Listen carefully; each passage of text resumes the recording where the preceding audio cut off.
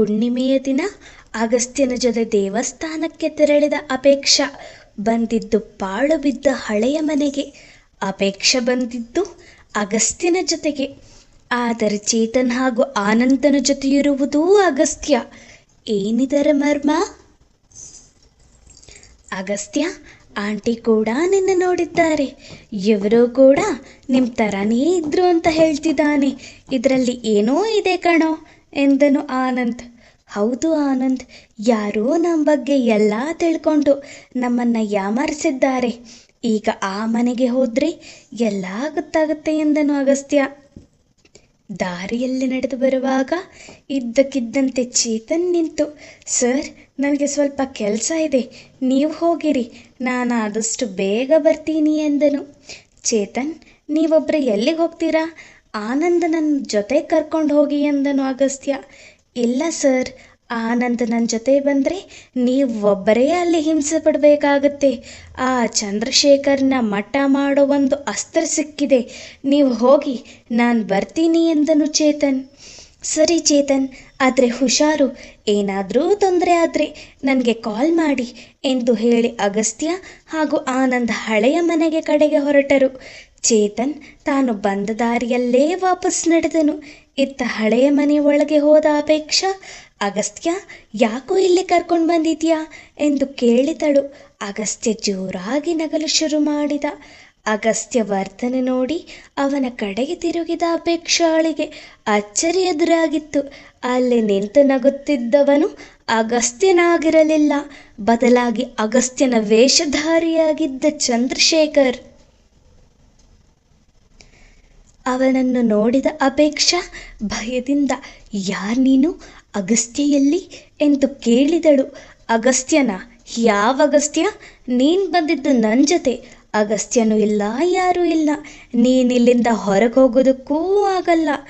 ಪ್ರಯತ್ನ ಮಾಡಿದ್ರೆ ನಿನ್ನ ಸಾವು ನಿಶ್ಚಿತ ಎಂದನು ಚಂದ್ರಶೇಖರ್. ಏನು ಸಾವ? ಪ್ಲೀಸ್ ನನ್ನ ನಮ್ಮ ಮನೆ ಕಳಿಸಿ, ನಾನೇನೂ ತಪ್ಪು ಮಾಡಿಲ್ಲ, ಪ್ಲೀಸ್ ನನ್ನ ಬಿಟ್ಬಿಡಿ ಎಂದು ಗೋಳಾಡಿದಳು ಅಪೇಕ್ಷಾ. ಭಯ ಪಡಬೇಡ, ನಾನು ನಿನಗೇನೂ ಮಾಡಲ್ಲ. ಸ್ವಲ್ಪ ಹೊತ್ತು ನಾನು ಹೇಳಿದ ಹಾಗೆ ಕೇಳ್ಸಾಕು. ನಿಮ್ಮ ಮನೆಗೆ ವಾಪಸ್ ಜೋಪಾನವಾಗಿ ಕಳಿಸ್ತೀನಿ ಎಂದನು ಚಂದ್ರಶೇಖರ್. ಏನು ಮಾಡಬೇಕು ಹೇಳಿ ಎಂದು ಕೇಳಿದಳು ಅಪೇಕ್ಷಾ.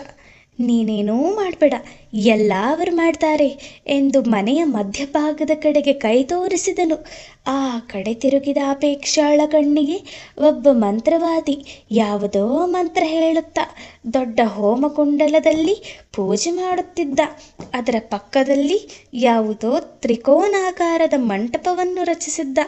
ಇದೆಲ್ಲವನ್ನು ನೋಡಿ ಅಪೇಕ್ಷಾಳಿಗೆ ಭಯ ಇನ್ನಷ್ಟು ಹೆಚ್ಚಾಯಿತು. ಏನಿದೆಲ್ಲ? ಯಾಕಿದೆಲ್ಲ ಮಾಡ್ತಾ ಇದ್ದೀರಾ? ಇದಕ್ಕೂ ನನಗೂ ಏನು ಸಂಬಂಧ ಎಂದು ಕೇಳಿದಳು ಅಪೇಕ್ಷಾ. ಇಷ್ಟು ಹೇಳಿದ ಅಪೇಕ್ಷಾ ಇದ್ದಕ್ಕಿದ್ದಂತೆ ಬಿರುಸಾದ ಹೆಜ್ಜೆಗಳನ್ನು ಇಡುತ್ತಾ ಹೋಮಕುಂಡದ ಪಕ್ಕ ಬರೆದಿದ್ದ ತ್ರಿಕೋನಾಕಾರದ ಮಂಟಪದ ಮೇಲೆ ಹೋಗಿ ತಲೆ ತಗ್ಗಿಸಿ ಕುಳಿತಳು.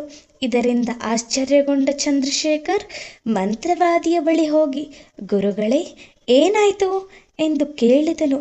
ಆ ಹುಡುಗಿಯ ದೇಹದಲ್ಲಿ ನಿನ್ನ ಹೆಂಡತಿಯ ಆತ್ಮ ಬರುವ ಹಾಗೆ ಮಾಡಿ ಇಲ್ಲಿ ತಂದು ಕೂರಿಸಿರುವೆ. ಪೂಜೆ ಮುಗಿಯುವವರೆಗೂ ಯಾವುದೇ ವ್ಯಕ್ತಿ ಈ ಮನೆಯನ್ನು ಪ್ರವೇಶಿಸಬಾರದು. ಪ್ರವೇಶಿಸಿದರೆ ಪೂಜೆಗೆ ವಿಘ್ನವಾಗಿ ನಿನ್ನ ಹೆಂಡತಿ ನಮ್ಮೆಲ್ಲರ ಬಲಿ ಪಡೆಯುತ್ತಾಳೆ ಎಂದನು ಮಂತ್ರವಾದಿ. ಆದರೆ ಅಲ್ಲಿ ತನಕ ಈ ಆತ್ಮದಿಂದ ಏನೂ ತೊಂದರೆ ಆಗಲ್ವಾ ಕೇಳಿದನು ಚಂದ್ರಶೇಖರ್. ಇಲ್ಲ, ಈ ಆತ್ಮಕ್ಕೆ ಶಕ್ತಿ ಬರುವುದು ಈ ಮನೆಗೆ ಬೇರೊಬ್ಬರ ಪ್ರವೇಶದಿಂದ ಮಾತ್ರ ಎಂದನು ಮಂತ್ರವಾದಿ. ಹಾಗಾದರೆ ನೀವು ಪೂಜೆ ಶುರು ಮಾಡಿ, ಮಿಕ್ಕಿದ್ದು ನಾನು ನೋಡ್ಕೋತೀನಿ ಎಂದನು ಚಂದ್ರಶೇಖರ್. ತಕ್ಷಣ ತನ್ನ ಫೋನ್ ತೆಗೆದುಕೊಂಡು ಮನೆಯ ಸುತ್ತ ಕಾವಲನ್ನು ಭದ್ರಪಡಿಸಿಕೊಳ್ಳುವಂತೆ ಮೊದಲೇ ನೇಮಿಸಿದ್ದವರಿಗೆ ತಿಳಿಸಿದನು ಚಂದ್ರಶೇಖರ್. ಹಳೆಯ ಮನೆಯ ಹತ್ತಿರ ಬಂದ ಅಗಸ್ತ್ಯ ಹಾಗೂ ಆನಂದನಿಗೆ ಮನೆಯ ಸುತ್ತ ಕಾವಲಿರುವುದು ಕಂಡಿತು. ಇದೇನು ಅಗಸ್ತ್ಯ, ಮನೆಯ ಸುತ್ತ ಸೆಕ್ಯೂರಿಟಿ ಇದೆ ಎಂದು ಕೇಳಿದನು ಆನಂದ್. ನನಗೂ ಅದೇ ಅರ್ಥ ಆಗ್ತಿಲ್ಲ. ಸೆಕ್ಯೂರಿಟಿ ಕೊಡುವಷ್ಟು ಏನು ನಡೀತಿದೆ ಮನೆಯೊಳಗೆ ಎಂದು ಯೋಚಿಸುತ್ತಿದ್ದ ಅಗಸ್ತ್ಯ, ಆನಂದ್, ಇವರೆಲ್ಲ ಇಲ್ಲಿಯವರಲ್ಲ, ಹೇಗೂ ನಮ್ಮನ್ನು ನೋಡಿರಲ್ಲ, ಅವರ ಹತ್ರ ಹೋಗಿ ಒಳಗೇನು ನಡೀತಿದೆ ಅಂತ ತಿಳ್ಕೊಂಡು ಬಾ ಎಂದೆನು. ಏನು, ನಾನು ಹೋಗ್ಬೇಕಾ? ಒಬ್ಬನೇ? ನೀನು ಬಾ, ಇಬ್ಬರು ಹೋಗೋಣ ಎಂದನು ಆನಂದ್. ಹೇಳಿದ್ ಕೇಳು, ನೀನು ಹೋಗು, ಏನಾದರೂ ಪ್ರಾಬ್ಲಮ್ ಆದರೆ ಕೂಗು, ಬರ್ತೀನಿ ಎಂದನು ಅಗಸ್ತ್ಯ.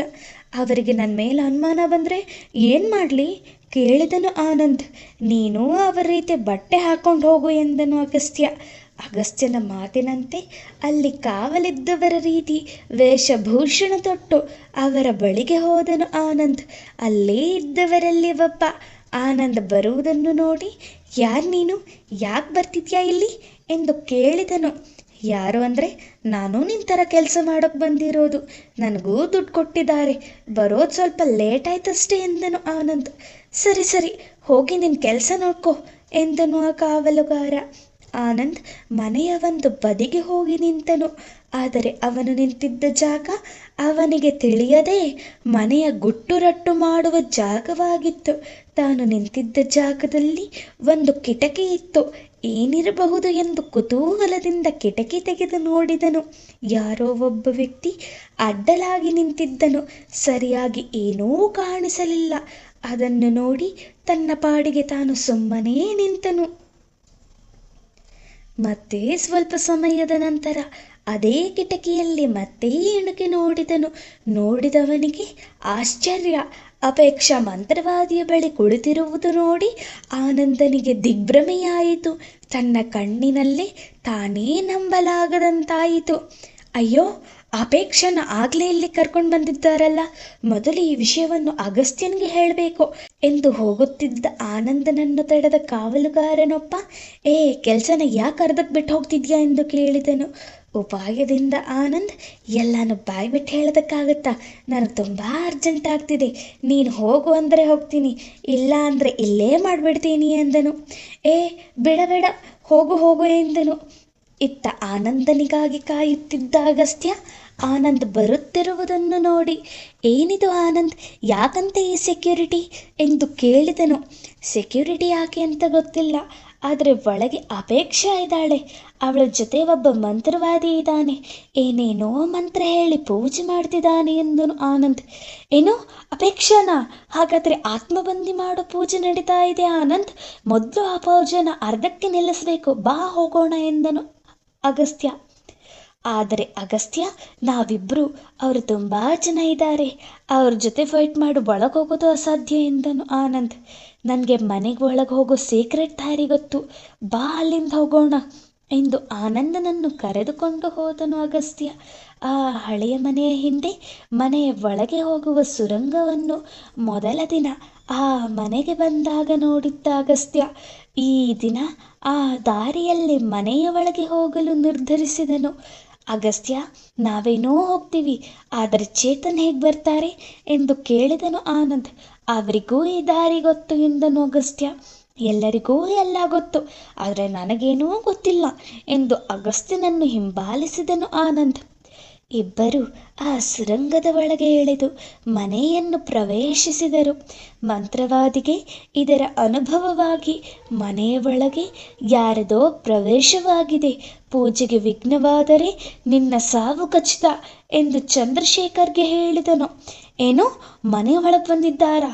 ಯಾರು ಎಂದು ಕೇಳಿದನು ಚಂದ್ರಶೇಖರ್. ಆ ಮಾತು ಕೇಳಿ ಅಪೇಕ್ಷಾ ಜೋರಾಗಿ ನಗಲು ಪ್ರಾರಂಭಿಸಿದಳು. ನಿನ್ನ ಅಂತ್ಯಕಾಲ ಹತ್ತಿರ ಬಂದಾಯಿತು, ಯಾವ ಮಂತ್ರದಿಂದಲೂ ನಿನ್ನ ರಕ್ಷಣೆ ಮಾಡೋದಕ್ಕಾಗಲ್ಲ, ನನ್ನ ಆಸೆ ನೆರವೇರೋ ಕಾಲ ಹತ್ತಿರ ಬಂತು ಎಂದು ಹೇಳಿದಳು. ಗುರುಗಳೇ, ಈಗ ಏನು ಮಾಡೋದು ಕೇಳಿದನು ಚಂದ್ರಶೇಖರ್. ಅವರು ಯಾರೇ ಆಗಿರಲಿ ಈ ತ್ರಿಕೋನಾಕಾರದ ಮಂಟಪದ ಹತ್ತಿರ ಬರೋದಕ್ಕೆ ಬಿಡಬೇಡ ಎಂದನು ಮಂತ್ರವಾದಿ. ಸರಿ ಎಂದು ಹೊರಟ ಚಂದ್ರಶೇಖರ್ ಕಿವಿಗೆ ಸಮಯ ಹತ್ತಿರ ಬಂದಾಯಿತು, ಈಗ ನೀನು ಏನು ಮಾಡಿದ್ರೂ ಉಪಯೋಗ ಇಲ್ಲ ಎಂಬ ಅಗಸ್ತ್ಯನ ಧ್ವನಿ ಕೇಳಿಸಿತು. ಅಗಸ್ತ್ಯನ ಧ್ವನಿ ಕೇಳಿ ಸುತ್ತಮುತ್ತ ನೋಡಿದ ಚಂದ್ರಶೇಖರ್ಗೆ ಅವನ ಹಿಂದೆ ಅಗಸ್ತ್ಯ ನಿಂತಿರುವುದು ನೋಡಿ ಒಮ್ಮೆಲೆ ಬೆಚ್ಚಿ ಬೀಳುವಂತೆ ಮಾಡಿತು. ಅಗಸ್ತ್ಯನ ಆಗಮನ ಅಪೇಕ್ಷ ದೇಹದಲ್ಲಿದ್ದ ಕೌಸಲ್ಯಾತ್ಮಕ್ಕೆ ಬಲ ಬಂದಂತಾಯಿತು.